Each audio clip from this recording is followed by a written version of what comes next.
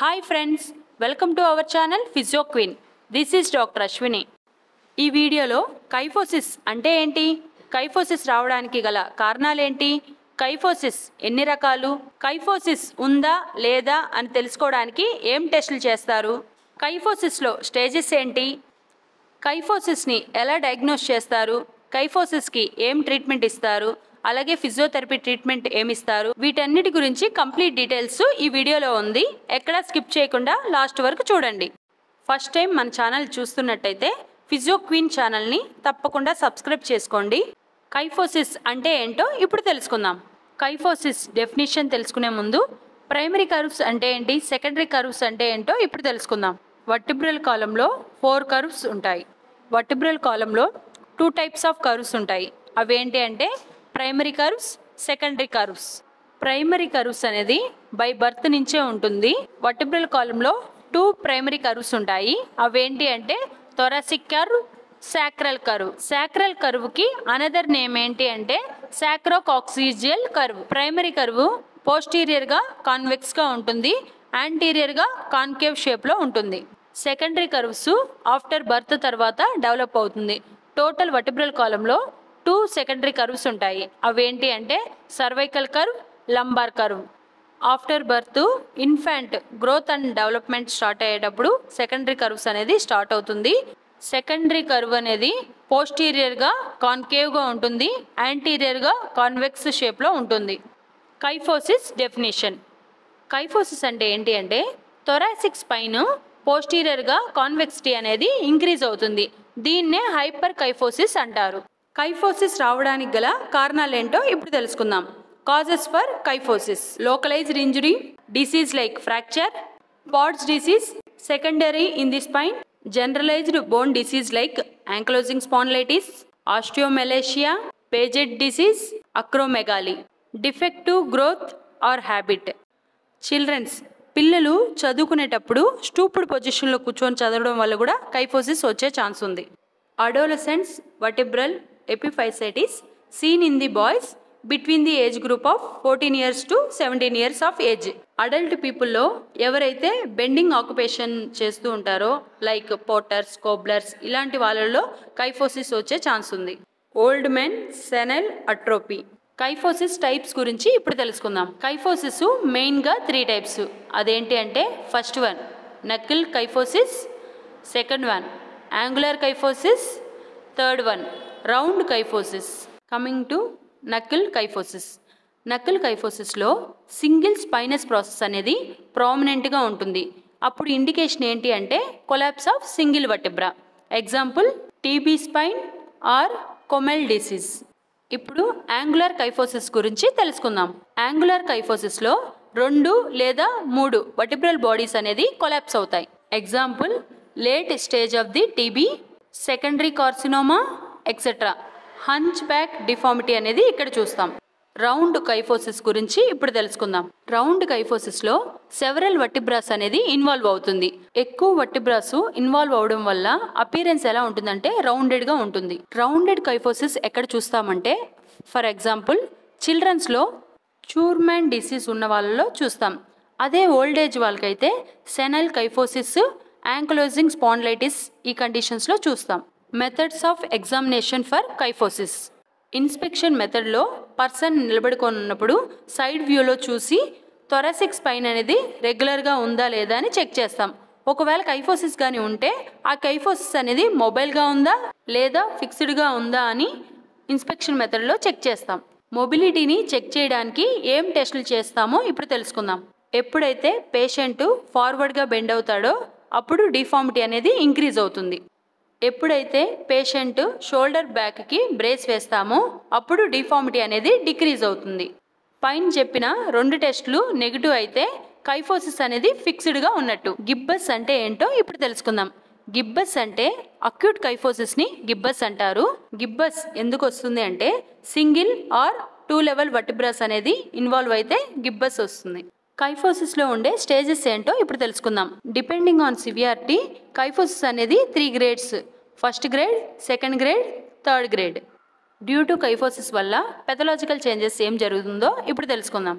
Kyphosis వల్ల pathological changes యాంటీరియర్గా ఏం జరుగుతుందో ఇప్పుడు తెలుసుకుందాం. ప్రీ వర్టిబ్రల్ మజిల్స్ అనేది షార్టెన్ అవుతుంది, చెస్ట్ ఎక్స్పాన్షన్ అనేది రిడ్యూస్ అవుతుంది, రెస్పిరేటరీ ఫంక్షన్స్ అనేది ఆల్టరేషన్ అవుతుంది, యాంటీరియర్ లాంగిట్యూడినల్ లిగ్మెంట్ అనేది షార్టెన్ అవుతుంది, లేటర్ స్టేజెస్లో వర్టిబ్రా యాంటీరియర్ వెడ్జింగ్ అనేది కూడా జరుగుతుంది. కైఫోసిస్ వల్ల పెథలాజికల్ చేంజెస్ పోస్టీరియర్గా ఏం జరుగుతుందో ఇప్పుడు తెలుసుకుందాం. పోస్టీరియర్గా ఏమవుతుందంటే longitudinal back muscles, rhomboidal muscles ఇవన్నీ అలాంగేటెడ్ అవుతాయి, స్ట్రెచ్డ్ అవుతుంది. పోస్టీరియర్ లాంగిట్యూడినల్ లిగ్మెంట్ కూడా స్ట్రెచ్ అవుతుంది. కైఫోటిక్ డిఫార్మిటీ అనేది ప్రామినెంట్గా చూస్తాం. కైఫోసిస్ అనేది చిల్డ్రన్స్లో వస్తే షూర్మాన్స్ డిసీజ్ అంటారు. కైఫోసిస్ అనేది ఓల్డర్లో వస్తే TB spine children's and young adults అంటారు. కైఫోసిస్ అనేది మిడిల్ ఏజ్లో వస్తే యాంక్లోజింగ్ స్పాండిలైటిస్ అంటారు. అదే కైఫోసిస్ ఓల్డ్ ఏజ్లో వస్తే సెనైల్ ఆస్టియోపోరోసిస్ అంటారు. కైఫోసిస్ని ఎలా డయాగ్నోస్ చేయాలో ఇప్పుడు తెలుసుకుందాం. డయాగ్నోసిస్. కైఫోసిస్ మెయిన్గా డయాగ్నోస్ చేయడానికి రేడియోగ్రాఫ్ అనేది యూజ్ చేస్తాం. రేడియోగ్రాఫ్లో స్పైన్కి ప్లెయిన్ ఎక్స్రే అనేది తీపిస్తాం. ఎక్స్రే ఆఫ్ స్పైన్ వచ్చి 2 వ్యూస్లో తీస్తారు. AP view, antero posterior view and lateral view. ఈ 2 వ్యూస్ అనేది తీస్తాం. X-ray of spine, antero posterior view and lateral view తీయడం వల్ల డయాగ్నోసిస్కి హెల్ప్ అవుతుంది.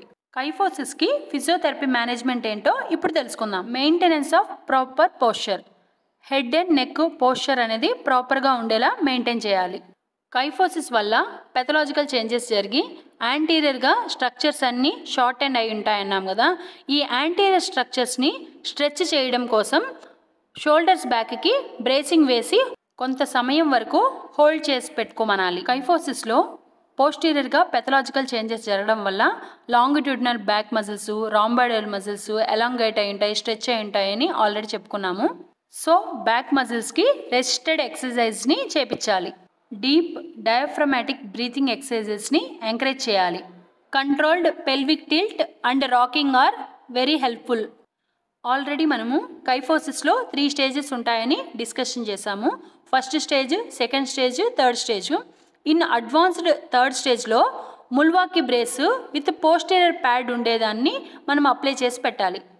షోల్డర్స్ని స్ట్రెచ్చింగ్ చేయడం కోసం, గిబ్బస్ డిఫార్మిటీని కరెక్ట్ చేయడం కోసం బ్రేస్ వేసుకొని పోస్టీరియర్ ప్యాడ్స్కి అగనెస్ట్గా పుష్ చేయమని పేషెంట్కి ఇన్స్ట్రక్షన్ చేయాలి. రెస్పిరేటరీ ఎక్సర్సైజెస్ని ఎంకరేజ్ చేయాలి.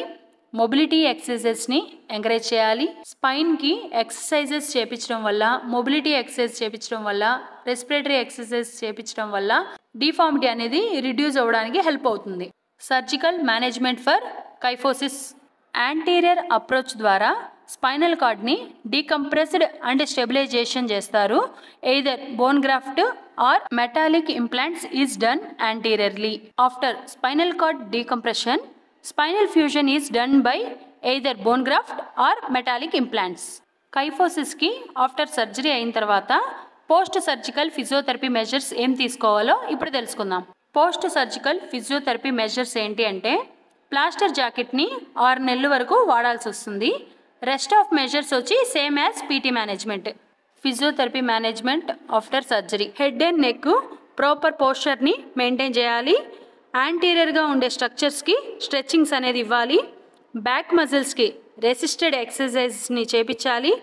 డీప్ డయాఫ్రమాటిక్ బ్రీతింగ్ ఎక్సర్సైజ్ని ఎంకరేజ్ చేయాలి. షోల్డర్స్ బ్యాక్కి బ్రేసెస్ అనేది యూజ్ చేయాలి. Controlled pelvic tilt and rocking are very helpful. Milwaukee brace with padded సపోర్ట్తో ఉండే వాటిని అప్లై చేయాలి. షోల్డర్ అండ్ గిబ్బస్ డిఫార్మిటీని కరెక్ట్ చేయడం కోసం స్ట్రెచ్చింగ్స్ అనేది చేయాలి విత్ బ్రేస్ వేసుకొని.